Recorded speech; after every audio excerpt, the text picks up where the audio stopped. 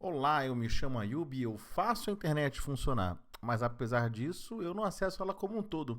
Eu estou permanentemente banido do Twitter. Se está achando a história esquisita, eu acho que vale a pena você assistir meu vídeo anterior a esse, em que eu falo, explico o início da história de como eu fui banido, mas, resumidamente, poucos dias antes do primeiro turno das eleições de 2022, eu fui banido permanentemente do Twitter por causa da minha opinião. Então eu recomendo muito que você assista o vídeo anterior em que eu explico mais detalhes. Aqui eu vou dar uma atualização para quem está me perguntando e mostrar as mensagens que me motivaram a ser banido pelo Twitter. Então primeiro vamos ao e-mail que eu recebi assim que a minha conta foi bloqueada. Sua conta do Twitter foi suspensa. Olá, Ayub. Sua conta Ayubio foi suspensa por violar as regras do Twitter. Mais especificamente por violação de nossas regras sobre integridade cívica. Não é permitido usar o serviço do Twitter para manipular ou interferir nas eleições ou outros processos cívicos. Isso inclui a publicação ou compartilhamento de conteúdo que impede a participação de eleitores ou engana as pessoas sobre quando, onde ou como participar de um processo cívico. Observe que, se você tenta evitar uma suspensão permanente criando novas contas, suspenderemos suas novas contas.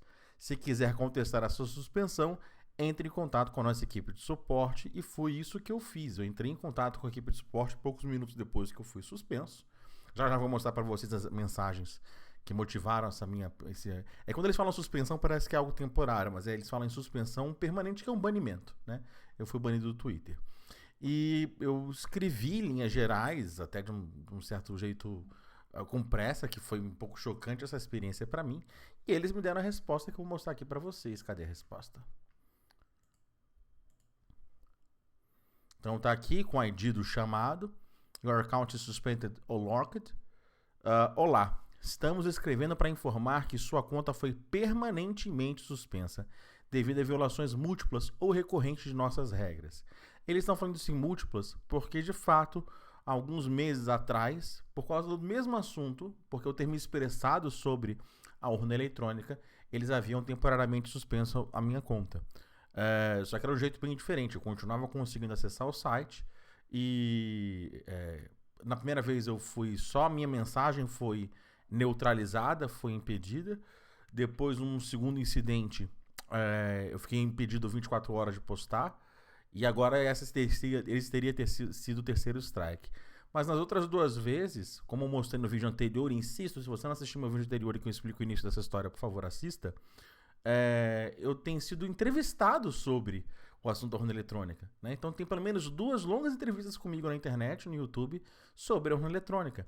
Então não é que eu estou falando por aí ao léu, simplesmente estou interagindo com as pessoas sobre uma entrevista que eu fui procurada pela imprensa como uma referência, como um especialista em cibersegurança, em tecnologia da informação. Mas agora vamos a uma parte que eu acho que é interessante, que é, de fato, qual foi o conteúdo. Será que é algo muito horripilante? Será que eu falei que as urnas são fraudadas, que as eleições foram fraudadas? Será que eu falei alguma coisa muito escabrosa? Vamos ler junto comigo os tweets para você se decidir. Então, toda a conversa começou no 30 de setembro com esse post do Osni Passos, que muito gentilmente veio me procurar depois, falou que jamais teria intenção dele de provocar meu banimento. Ele não tem nada a ver com isso, né, mais exatamente. Ele ficou preocupado, se sentiu chateado pelo que aconteceu comigo. Ele postou essa foto dizendo: um dos principais motivos para confiar na urna eletrônica, um coraçãozinho Linux eleições 2022. Está aqui o logotipo do Tux, né, indicando que a urna eletrônica é de sistema operacional Linux, que eu acho maravilhoso também. E eu interagi logo aqui embaixo, ó. O código-fonte do sistema operacional é aberto e isso é um enorme feito. Quase todo brasileiro usa Linux, ou no bolso, Android, ou na urna. Mas para confiarmos na urna tão quanto confiamos em seu sistema operacional, precisamos que o código-fonte dela seja disponibilizado para todos. Super técnica a mensagem, super até branda de um certo modo. Não tem nada de exagerado aqui ou desmedido. E aí vamos voltar para o thread. Aí umas outras pessoas me questionaram. Aí, por exemplo, o Null Pointer Exception. Que garantia teríamos que o código-fonte liberado seria o mesmo rodando na urna? O buraco é mais embaixo. Uma dúvida de tecnologia interessante. E eu respondi: Existem formas de validar isso, mas são bem trabalhosas e exigiriam que alguém com qualificação em TI pudesse fazê-lo. Por isso, a forma de auditoria mais segura é a que pode ser feita por qualquer leigo, a comparação do resultado eletrônico com o comprovante impresso. Essa questão do comprovante impresso, isso acontece já a um certo nível, que é o boletim de urna. O próprio TSE, orgulhosamente, cita o boletim de urna, que é de fato uma ferramenta de auditoria muito interessante.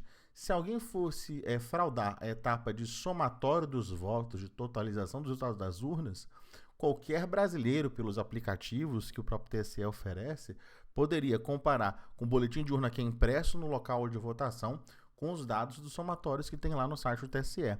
Então, a comparação entre esses dois números, da votação eletrônica e do papel impresso que sai da urna do boletim do somatório total, é uma forma muito bacana de auditoria, né?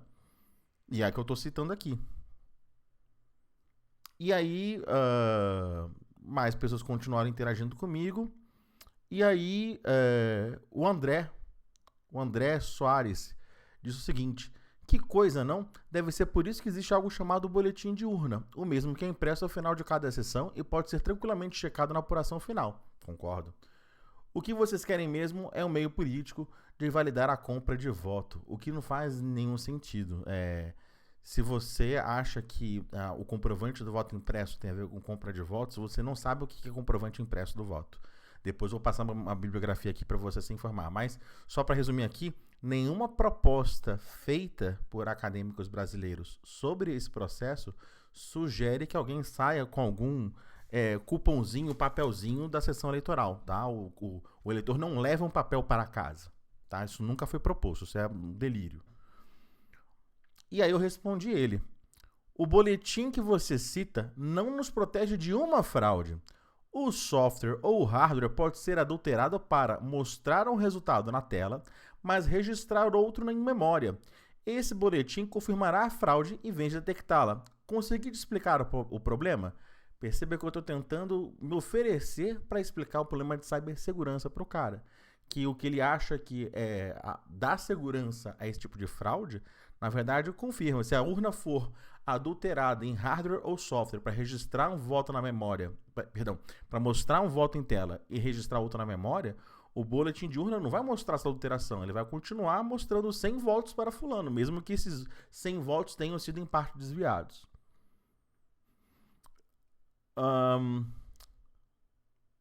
E aí ele continua: ele pode ser alterado para adulterar o boletim, mas não o comprovante? Meu amigo, melhore os devs que você conversa. Esses caras são realmente preguiçosos, estão entregando o feature pela metade. E aí eu continuei explicando. O comprovante impresso seria mostrado para o eleitor com um botão de aceite. Somente se o voto no papel corresponder ao voto na tela é que ele confirma o voto. Se houver disparidade, o eleitor pode anular o voto e repetir o processo ou chamar um fiscal. E coloquei um link de um vídeo em que eu explico isso. Então, eu não vou nem continuar lendo porque não foi uma interação minha. Mas até aqui vocês entenderam o que eu estou falando? Não falei nada, nenhum absurdo. Estou apenas dizendo que se a gente tivesse mais checagens, mais contrapesos, mais auditorias, o voto seria mais seguro. Ponto. Só isso que eu falei. Vamos agora ver a outra interação que eu tive. Também no mesmo thread, mas com outras pessoas. E aqui essa parte que eu falei sobre o código-fonte, que seria legal que o código da fonte fosse aberto. O Exception falou a mesma coisa. Cadê a interação minha? E eu falei o seguinte: e perceba o seguinte, você audita se o somatório e a transmissão dos votos foi correta com comprovante impresso. E o voto individualmente registrado, como você audita? Compara com qual papel ou boletim? Sacou? Então eu estou a todo momento... Você entendeu o que eu estou falando? Estou me oferecendo para poder explicar o problema. E coloquei aqui o link de mais um vídeo de uma entrevista que eu dei sobre o assunto. E, gente, foi só isso. Bastou essas mensagens que eu mostrei para vocês para que eu seja permanentemente banido do Twitter. O recurso que eu abri, ele foi respondido na madrugada, cerca de 4 da manhã do domingo das eleições. E é isso, CFNI, ou seja, toda a rede de contatos que eu tinha mais de 20 mil tweets que eu tinha feito, foram apagados, né? As pessoas não conseguem ler, só eu aqui por essa conta restrita. as pessoas que me seguiam, né? Existem sites que noticiaram informações que eu dei pelo Twitter de primeira mão, né? Então, era a principal plataforma de comunicação que eu tinha para chegar nas pessoas, para esclarecer como a internet funciona, de fazer o meu trabalho de divulgação científica do que eu vejo pela internet. Então, para mim, causou um impacto significativo. Hoje eu não tenho mais um veículo de comunicação, as outras redes não funcionam como o Twitter, então para mim me prejudicou bastante. E a única coisa que me resta, porque as pessoas que me procuraram para oferecer ajuda, é eu pagar um advogado e processar o Twitter. E ao fazer isso na Justiça Comum, vou ter 3 custos possivelmente. O primeiro, a Justiça cobra algumas taxas processuais, o que isso é normal. Segundo, eu vou ter que também pagar os honorários do advogado que vai defender meus interesses, achar na legislação que tipo de ação o Twitter violou ao cometer esse absurdo que ele fez comigo.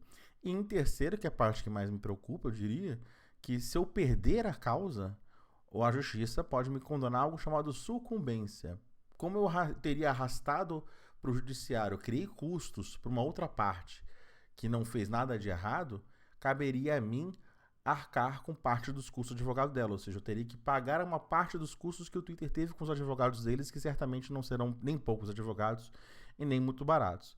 Então eu ainda não decidi, ainda não tomei decisão do que eu vou fazer, se eu vou estar disposto a arriscar meu patrimônio por isso. Me sinto sozinho nessa jogada. Eu sinto que esse assunto sobre aumentar a segurança da urna eletrônica no coletivo popular, até muito motivado para a imprensa, que foi muito covarde na cobertura desse assunto, eu sou tratado como um anti-vaxxer, eu sou tratado como um terraplanista. Me colocaram naquele grupo de pessoas, naquele censo de pessoas que é louca, que fala que é Napoleão Bonaparte. Então, eu tô sozinho nessa. Por mais que algumas poucas pessoas já carinhosamente foram me procurar, mas quem vai pagar o advogado? Sou eu, né? Quem teve o dano à sua reputação, à sua imagem no Twitter, porque tem gente que não entende isso, né? Semana passada eu fui dar uma palestra no Comitê Gestor da Internet Brasileira e no final, no último slide do meu obrigado, eu coloquei todas as redes sociais. Eu não posso colocar um Twitter, que eu não tenho lá, né? Então, é isso, é o update que eu tenho para vocês. Eu espero que vocês fiquem indignados com o quão inócuas foram as mensagens que eu postei e quão severa foi a punição que eu recebi. Gente, vamos parar, vamos dividir a realidade do imaginário. Tem muita gente, Yubi, fica tranquilo, agora o Elon Musk vai mudar tudo. Quem sou eu na fila do pão, meu amigo? Você acha que o Elon Musk sabe que eu existo? O fato dele comprar o Twitter, ele vai desbloquear o Trump que ele conhece. Agora essa discussão aqui no Brasil. Então, a sensação que eu tenho é alguém denunciou as minhas mensagens pro Twitter, ou pelo fato das palavras-chave serem algo monitoradas, isso eu pesco lá no Twitter, e alguém que trabalha no Twitter faz uma curadoria de opinião. Essa pessoa, ou seu grupo de pessoas que trabalham no Twitter Brasil, que lê português, não admitem que a opinião que eu tenho de que a gente pode melhorar a segurança da urna é aceitável. E aí eu fui banido para sempre. Então, muito obrigado pelas palavras de apoio que eu recebi. Qualquer apoio seria ótimo. Queria muito poder que essa mensagem chegue até alguém do Twitter para reverter a decisão. Não quero o dinheiro, não quero porra nenhuma. Eu só quero o que é justo. E o que fizeram comigo é muito injusto. Eu não tô, como é que diz aqui as regras do Twitter? Deixa eu colocar aqui na tela de novo. Eu tô, como é que ele falou? Manipulando, interferindo nas eleições. Será que dando sugestões, esclarecendo as pessoas de como a urna pode ser mais segura, eu estou interferindo e manipulando, eu estou enganando, como é que é o último parágrafo? Ou enganam pessoas sobre quando, onde ou como participar de um processo cívico. Dar mais ferramentas de auditoria a um processo eleitoral, eu estou atrapalhando ou enganando? Então é ultrajante esse banimento, é ultrajante me enquadrar nesse tipo de regra. Me sinto muito desrespeitado, me sinto censurado, me sinto calado. E nesse processo, como eu perdi minha voz, na palestra que eu dei semana passada, a esmagadora maioria das pessoas nem sabiam o que tinha acontecido, né? Então é isso, eu acho que eu vou encerrar por aqui. Se alguém quiser os screenshots, as transcrições da conversa, é só me mandar uma mensagem que eu publico. E é isso, peço ajuda encarecidamente de todos vocês para tentar chegar a fazer isso aqui lá no Twitter de Direito para poder reverter essa decisão. Conto muito com a ajuda de vocês. Um forte abraço, até a próxima.